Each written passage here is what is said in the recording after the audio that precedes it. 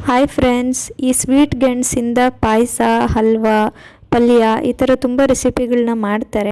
ಅದಕ್ಕೆಲ್ಲ ಸ್ವಲ್ಪ ಟೈಮ್ ಬೇಕು. ಬಟ್ ಗೆಣಸನ್ನ ಬೇಯಿಸ್ಬಿಟ್ಟು ಕಾಯಿ ಜೊತೆ ತಿಂದರೆ ಸೇಮ್ ಪಾಯಸ ತಿಂದಂಗೆ ಇರುತ್ತೆ ಟೇಸ್ಟು. ಫಸ್ಟು ಒಂದು ಗೆಣಸು ತೊಗೊಂಡಿದ್ದೀನಿ. ಆ ಗೆಣಸಲ್ಲಿ ಮಣ್ಣಿರುತ್ತೆ, ಅದಕ್ಕೇ ಫಸ್ಟ್ ಅದನ್ನು ವಾಶ್ ಮಾಡ್ಕೊಂಬಿಡ್ಬೇಕು. ಅದ್ರ ಮೇಲಿರೋ ಮಣ್ಣೆಲ್ಲ ಹೋಗಬೇಕು. ಇವಾಗ ಈ ಗೆಣಸನ್ನ ಕಟ್ ಮಾಡ್ಕೋಬೇಕು. ಸ್ವಲ್ಪ ಚಿಕ್ಕದಾಗೇ ಮಾಡ್ಕೊಳ್ಳಿ ಪೀಸು, ಯಾಕೆಂದರೆ ದಪ್ಪ ಪೀಸ್ ಮಾಡಿದ್ರೆ ಒಳಗಡೆ ಬೇಯೋದಿಲ್ಲ. ಚಿಕ್ಕ ಪೀಸ್ ಮಾಡಿಬಿಟ್ಟು ಕುಕ್ಕರಲ್ಲಿ ಹಾಕಿ ನೀರು ಎಷ್ಟು ಬೇಕೋ ಅಷ್ಟು ನೀರನ್ನ ನೋಡಿಕೊಂಡು, ಅದೆಲ್ಲ ಕಟ್ ಮಾಡಿರ್ತೀರಲ್ಲ ನೀವು ಗೆಣಸು, ಅದು ಮುಳುಗೋ ಅಷ್ಟು ನೀರು ಹಾಕ್ಕೊಂಬಿಟ್ಟು ಅದಕ್ಕೆ ಒಂದು 1/4 ಸ್ಪೂನು ಉಪ್ಪು ಹಾಕ್ಕೋಬೇಕು.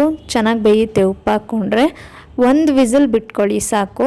ಇಲ್ಲಿ ಪಾತ್ರೆನಲ್ಲೂ ಬೇಯಿಸ್ಕೋಬೋದು, ಬಟ್ ಕುಕ್ಕರಲ್ಲಾದರೆ ಸ್ವಲ್ಪ ಬೇಗ ಆಗುತ್ತೆ ಅಂತ ಅಷ್ಟೇ. ಇವಾಗ ಕಾಯಿ ಹಾಲಿಗೆ ನಾನು 2 ಕಪ್ ಕಾಯಿ ತುರಿ ತೊಗೊಂಡಿದ್ದೀನಿ, 1 ಕಪ್ ಬೆಲ್ಲ, 1 ಏಲಕ್ಕಿ.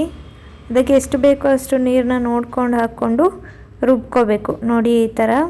ಸಕ್ಕರೆ ಹಾಕ್ಬೇಡಿ, ಬೆಲ್ಲ ಹಾಕ್ಕೊಂಡೆ ರುಬ್ಕೊಳ್ಳಿ.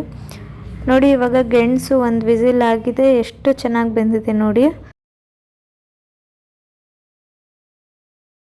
ಈ ಥರನೇ ಬೇಯಬೇಕು ಗೆಣಸು, ಆವಾಗ ಮಾತ್ರ ಪಾಯಸ ಥರ ಟೇಸ್ಟ್ ಬರುತ್ತೆ.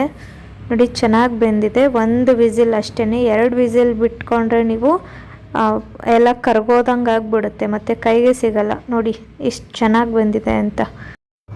ಇಷ್ಟೇ, ಗೆಣಸು ಮತ್ತು ಕಾಯಲ್ಲಿ 2 ರೆಡಿ ಆಯಿತು.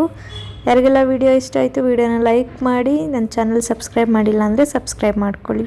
ಮತ್ತೆ ನೆಕ್ಸ್ಟ್ ವಿಡಿಯೋದಲ್ಲಿ ಸಿಗೋಣ. Thanks for watching.